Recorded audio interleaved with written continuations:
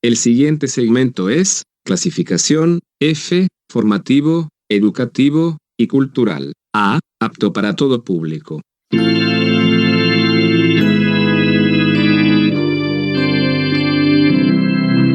Bienvenido a Hora de Estudio Bíblico con nuestro maestro el Dr. Lehman Strauss. Este estudio es el resultado del tiempo personal con el Señor, el ministerio pastoral y la experiencia en conferencias bíblicas del Dr. Lehman Strauss.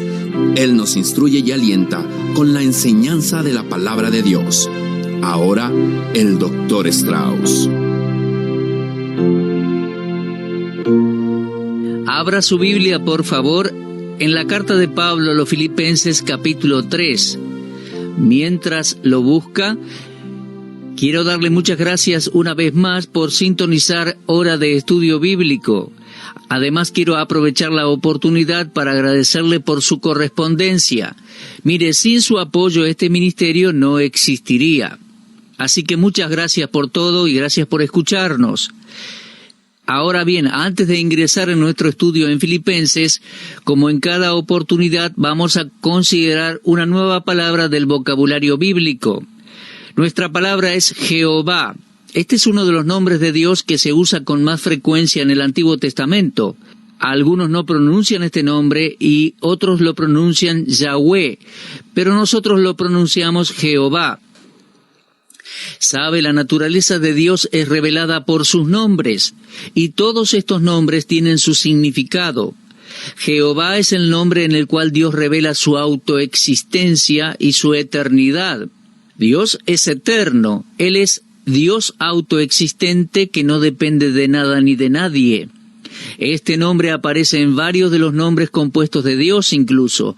Por ejemplo, en Génesis 22:14 tenemos el nombre Jehová Jireh. Ese es un nombre compuesto y significa Jehová se proveerá.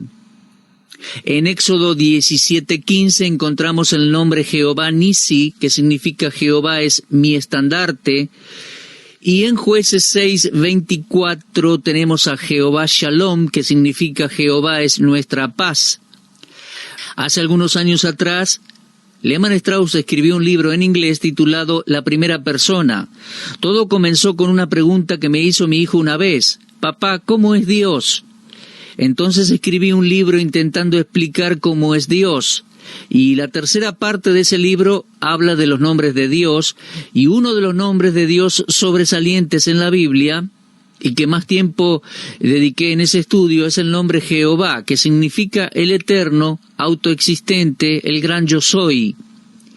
Muy bien, dejando el vocabulario bíblico por hoy, y antes de seguir nuestro estudio en Filipenses, vamos a orar.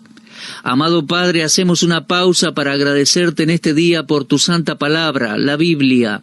Una vez más, gracias por la revelación que encontramos de tu persona por medio de los distintos nombres que encontramos en la misma. Bendito Dios, te agradecemos por poder tener tu palabra a nuestro alcance. Te agradecemos por la invención de la imprenta hace siglos, por medio de la cual, corriendo el tiempo, pudimos llegar a tener una Biblia en nuestras manos.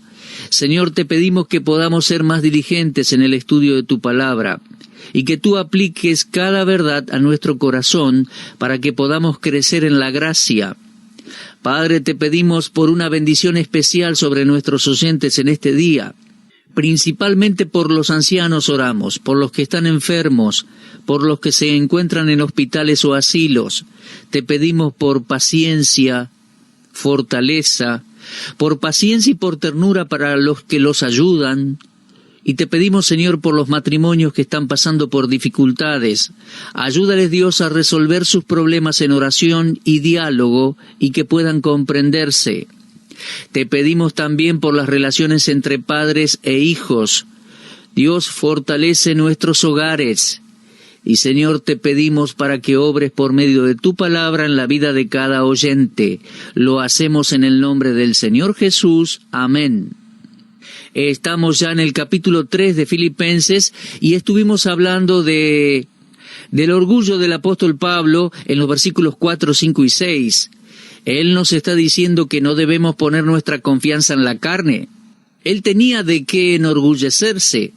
pero al encontrar a Cristo pasó a contar eso como basura. Aquí en Filipenses 3 comenzó a dar una breve autobiografía y dijo: escuchen, si alguien tiene derecho de jactarse, eso soy yo. Y después dejó bien en claro que no podía enorgullecerse de su ritual. Fíjese que habla de la circuncisión. Luego dice que podría jactarse no solo de ese ritual, sino de su relación con el linaje de Israel. Luego, el orgullo de ser hebreo de hebreos. Él no era convertido al judaísmo, él había sido hijo de hebreos.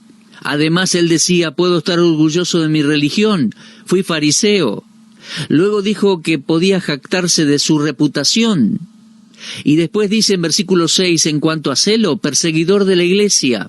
Todos recordarán que Saulo de Tarso era devoto a la religión judía y con tanta intensidad estaba intentando frenar la expansión del cristianismo. ¿Lo leyó allá en el libro de los Hechos? Su operar era como el de un huracán. Lucas lo describe allí en Hechos 9:1 diciendo: respirando aún amenazas y muerte contra los discípulos del Señor. Así avanzaba. Desde luego que esto era antes de su conversión, antes de encontrarse con el Señor Jesús. Él estaba tan seguro de sus creencias que al perseguir a los cristianos y matarlos, pensaba que le estaba haciendo un favor a Dios. Lo vemos consintiendo en la muerte de Esteban durante ese periodo de persecución allí, terminando capítulo 7 y en el capítulo 8 del libro de Hechos. Fue Saulo de Tarso quien tenía la reputación de ser un protector honesto de la religión judía. Él estaba tan controlado por su celo que manifestaba un odio ciego en contra de Cristo y la iglesia de Cristo. Se trataba de un hombre que se ocupaba en serio de su religión. Sentía que su deber religioso era hacer lo que hacía. Practicaba su religión con excelencia. Pero con todo ese celo, aún era un pecador perdido. Su celo religioso se medía por su odio hacia los cristianos. Ahora, es posible que hoy se haga lo mismo, pero de otra manera. Estoy hablando de cristianos midiendo su cristianismo por su odio hacia otras cosas. Odio al comunismo, odio a los islámicos. Fundamentalistas midiendo su fundamentalismo bíblico por su odio hacia los contemporáneos o modernistas. Es bueno tener una reputación en la cual se nos reconozca por hacer lo bueno, por hacer lo correcto, pero hasta una buena reputación puede ser un sustituto pobre para la salvación que Dios ofrece en Cristo. Pablo dice: cuantas cosas eran para mí ganancia, las he estimado como pérdida por amor de Cristo. Ahora, hay muchas personas en la actualidad que son como Saulo de Tarso. En nuestra conversación con personas, uno pregunta a alguien si es cristiano y esa persona comienza a jactarse de su trasfondo religioso, que cumple con esto, que hace aquello. Recuerdo una vez le pregunté a un hombre si era salvo. ¿Por qué?, me dijo. Mi abuelo era un predicador bautista. Pero yo no le pregunté si su abuelo era un predicador. Yo le pregunté si usted era salvo. Pero él se estaba jactando de su trasfondo. Su abuelo había sido un predicador bautista. Muchas personas se jactan de su trasfondo religioso. Pablo dice: yo puedo jactarme del mío si quiero, pero era un pecador perdido con todo el celo religioso del mundo. Era un pecador perdido, era religioso pero perdido. ¿Saben una cosa? La religión humana es una maldición. El cristianismo no es una religión. El cristianismo se centraliza en una persona y su obra. Nunca confunda el cristianismo con las religiones del mundo. ¿Se da cuenta? El cristianismo es Cristo. Ni siquiera se puede escribir cristiano sin la palabra Cristo. La gente se jacta de su religión y de su trasfondo. Yo estoy cansado de eso. No necesitamos más religiones ni religiosos en este mundo. Lo que el mundo necesita es el evangelio de la gracia de Dios. Y eso es lo que Saulo de Tarso necesitaba. Eso fue lo que encontró en el camino hacia Damasco. Escuchó el evangelio y se dio cuenta de su necesidad por el Salvador. Ahora bien, Pablo allí en Filipenses 3 tiene un comentario más que hacer en cuanto a las cosas por las que él podía enorgullecerse. Él dice: en cuanto a la justicia que es en la ley, fui irreprensible. Aquí tenemos a un hombre que llevaba la justicia de la ley hasta tal punto que era irreprensible delante de los hombres. Por supuesto que él no era irreprensible delante de Dios, sino delante de los hombres. Y esto no es algo fuera de lo común entre los judíos. Tal vez usted recuerde al joven que le dijo al Señor Jesús: Maestro, todas estas cosas he guardado desde mi juventud. ¿Recuerda al joven rico que vino a hablar con Jesús? Su pregunta era: ¿qué debo hacer para tener la vida eterna? Y el Señor le respondió con 6 de los 10 mandamientos. Y el muchacho le respondió: los he guardado desde mi juventud. Esa declaración le da más estatura. Él había pecado, pero luego traería el sacrificio requerido en obediencia a la ley ceremonial y se le pronunciaba limpio. Ahora, Pablo era el ejemplo de un judío que era ritualmente, racialmente y religiosamente correcto a los ojos de los hombres, pero no era correcto o justo delante de Dios. No lo fue hasta que entró en contacto con el Cristo glorificado y reconoció, como los profetas del Antiguo Testamento, que nuestra justicia es como trapos de inmundicia. Pablo podía amontonar respeto, religión, reputación, justicia humana, y delante de Dios eso solo era como un trapo sucio. Y en ese día, mientras iba hacia Damasco, vio toda su ostentación y sus orgullos como trapos sucios, sus vestiduras sucias.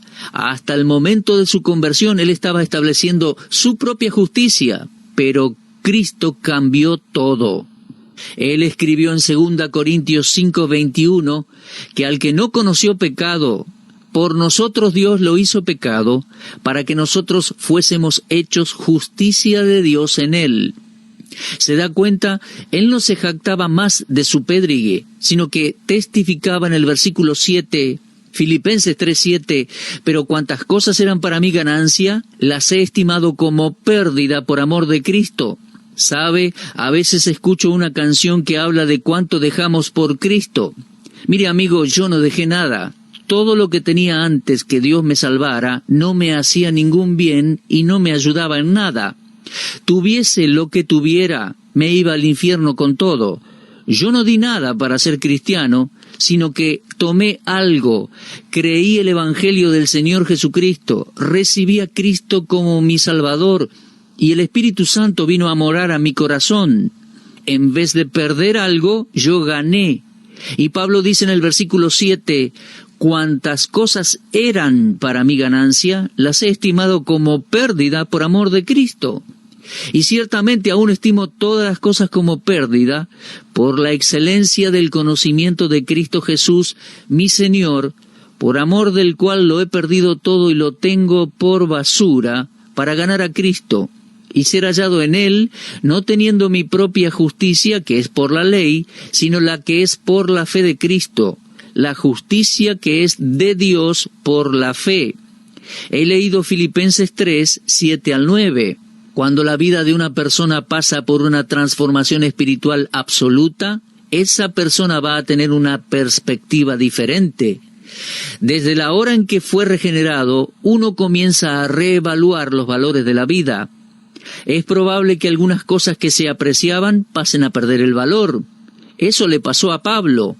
Antes de su conversión, él se jactaba de su circuncisión, de su relación con Israel, su respetable linaje, su identificación con los hebreos, su religión como fariseo y su justicia tocante a la ley. Pero después de haber nacido de nuevo por medio de la fe en Cristo, su manera de ver las cosas cambió dramáticamente. Cuando sus ojos vieron al Señor, Saulo de Tarso le dio la espalda a lo que tanto apreciaba, y su testimonio es de una nueva perspectiva. El versículo 7 es algo que no deja de maravillarme. Él dice así: cuantas cosas eran para mí ganancia, las he estimado como pérdida por amor de Cristo. Reflexionando en su experiencia con el Señor Jesús, él recuerda su decisión inicial. Una vez tenía el orgullo poseedor de algunas cosas muy exclusivas, pero cuando encontró a Cristo, todas esas cosas pasaron a ser insignificantes. Él estaba dispuesto a dejar todo para seguir a Cristo. Moisés, otro gran siervo de Dios, judío también como Pablo, tomó una decisión similar. Leemos allí en Hebreos 11, 24 y 25, por la fe Moisés, hecho ya grande, rehusó llamarse hijo de la hija de Faraón, escogiendo antes ser maltratado con el pueblo de Dios que gozar de los deleites temporales del pecado. Ningún otro camino guía a una vida de servicio a Dios. No podemos aferrarnos a la vieja vida y hacer que nuestra nueva vida dé frutos para Dios. Las cosas que rodeaban a Pablo no eran cosas malas. Eran cosas buenas en sí, pero no eran lo suficiente para salvarlo. Una cosa buena puede transformarse en algo malo si nos deja fuera de lo mejor. Hasta la religión puede condenar un alma. Si uno permite que una religión se entremeta entre sí y Dios, o si la religión pasa a ser el sustituto de Dios. 2 Corintios 5:17 dice, de modo que si alguno está en Cristo, nueva criatura es. Las cosas viejas pasaron, he aquí todas son hechas nuevas. Después de pensarlo seriamente, Pablo llegó a tener la convicción de que el Señor Jesús debe tenerlo todo. Él no estaba solo en esta decisión. Otros habían experimentado eso con anterioridad. Incluso Abraham estuvo dispuesto a sacrificar a Isaac antes de desobedecer a Dios. Y leemos en Hebreos 11:17, por la fe Abraham, cuando fue probado, ofreció a Isaac, y el que había recibido las promesas ofrecía a su unigénito. En Juan capítulo 12, 3 al 6, vemos que María derramó su perfume más preciado con gozo sobre el Señor, a pesar de que alguien la acusaba de hacer un desperdicio. Mucha gente dijo lo mismo de distintos misioneros, están desperdiciando sus vidas. ¿Para qué hacerlo en esas tierras impías? Mi amigo, ellos no perdieron nada, sino que tomaron una decisión muy importante, decisión de darlo todo para Jesús, entregaron todo para Él. ¿Qué es lo que hace posible una entrega total en la vida de algunos cristianos mientras otros no parecen hacerlo? La respuesta está en dos preguntas que encontramos en Hechos 9. ¿Alguna vez se las hizo? Muchas veces al hablar de la conversión de Saulo, dejamos de lado algo muy importante. El día en que Saulo se salvó, él hizo dos preguntas. La primera en Hechos 9 fue, ¿quién eres, Señor? Y la segunda pregunta fue, ¿qué quieres que yo haga? ¿Se da cuenta? Un conocimiento experimental de Jesucristo y de su plan para nuestra vida debe de alistarme y disponerme a contar todo como pérdida, a comenzar una nueva vida con Él. Antes de conocer a Cristo, uno puede aferrarse a su condición económica, a su estatus, a su cultura, trasfondo, sus pertenencias o lo que sea. Pero todo eso no significa nada, no nos hace salvo. Y no significa nada cuando uno conoce al Salvador. Así debemos ser. Creo que le damos demasiada importancia y demasiado valor a las cosas materiales, a un cuerpo más lindo, a vivir más años y disfrutar los placeres de esta vida. Amigos, Cristo debe ser lo primero en nuestras vidas. ¿Alguna vez le preguntó qué quieres que yo haga, Señor? Creo que pueden haber muchos creyentes, y es posible que algunos de ustedes que están escuchando mi voz también, que no recuerdan cuándo, en plena sinceridad, le preguntaron al Señor, ¿qué quieres que yo haga? Y creo que el descubrimiento más grande que un cristiano, ya salvo, creyente, puede llegar a hacer, es hacer de su vida una vida para glorificar a Dios. Alguien lo puso en una frase y dijo, la vida es una sola y pasa. Solo lo que hayamos hecho para Cristo permanecerá. Cada persona se enfrenta a esa decisión y no podemos aferrarnos a nuestra justicia, nuestra vida, nuestras posesiones. No podemos y a la vez tener la justicia que Dios ofrece en Cristo al mismo tiempo. No podemos tener ambas. No podemos servir a Dios y a las riquezas.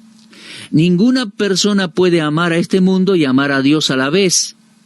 El sistema de este mundo se opone al Señor Jesucristo, se opone a su iglesia, a la Biblia, a los cristianos. Y mis amigos, no podemos tener ambos. Santiago dijo, ¿no sabéis que la amistad del mundo es enemistad contra Dios? Y en 1 de Juan 2:15 dice, no améis al mundo, ni las cosas que están en el mundo. Si alguno ama al mundo, el amor del Padre no está en él. Ahora fíjese en el comentario de Pablo en Filipenses 3:8. Ciertamente, aún estimo todas las cosas como pérdida por la excelencia del conocimiento de Cristo Jesús, mi Señor, por amor del cual lo he perdido todo y lo tengo por basura para ganar a Cristo. La decisión de Pablo, ese acto inicial de entrega en su experiencia cristiana, tal como lo vemos en Hechos 9, cuando dejó de lado su trasfondo religioso y todo lo demás, era solo un comienzo. Con Pablo esa actitud era continua y él podía decir, lo tengo todo como pérdida. Es algo continuo, lo que muestra que Pablo persistía y se sacrificaba por su Señor. Cuando Pablo escribió la epístola a los Filipenses, él había entregado todas las cosas y las tenía por basura comparadas con la experiencia personal con Cristo. Él cambió sus valores y estaba más satisfecho con los resultados. Para Pablo, Cristo hacía toda la diferencia del mundo. Para él era ganancia. Creo que los días más miserables como creyente fueron los días en que no estaba en comunión con Dios. Mi relación se había cortado. Y si usted le pregunta a cualquier creyente que no está en comunión con Dios, esa persona le va a decir que no es feliz. Después del inconverso que se va al infierno, la persona más miserable escuchando este programa es la que está fuera de la voluntad de Dios, que está viviendo de una manera egoísta, que no se entrega al Señor. Mi amigo, solo hay una manera de regresar a esa comunión. Confiese sus pecados y sea restaurado. Dios perdona y limpia y nos da otra oportunidad. Si confesamos nuestros pecados, dice 1 de Juan capítulo 1, Él es fiel y justo para perdonar nuestros pecados y limpiarnos de toda maldad. Y nuestra comunión debe ser con el Padre y con el Hijo. Vuelva, hermano, a la comunión con Dios en una sana perspectiva de la vida cristiana. Bueno, veo que se nos ha terminado el tiempo por hoy. Quiero agradecerles una vez más por escuchar el programa. Saben, cuando estudio la vida de Pablo y la vida de hombres como él, me da un poco de vergüenza de mí mismo. Siento que no he sacrificado nada por el Señor y quiero que mis últimos años realmente cuenten para Dios. Y espero que usted también cuente los años y sienta lo mismo. No hay nada que se compare al hecho de estar en la voluntad de Dios y servirle.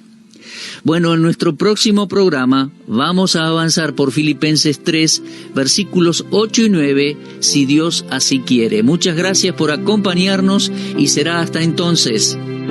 Usted estuvo escuchando Hora de Estudio Bíblico con el maestro el doctor Lehman Strauss.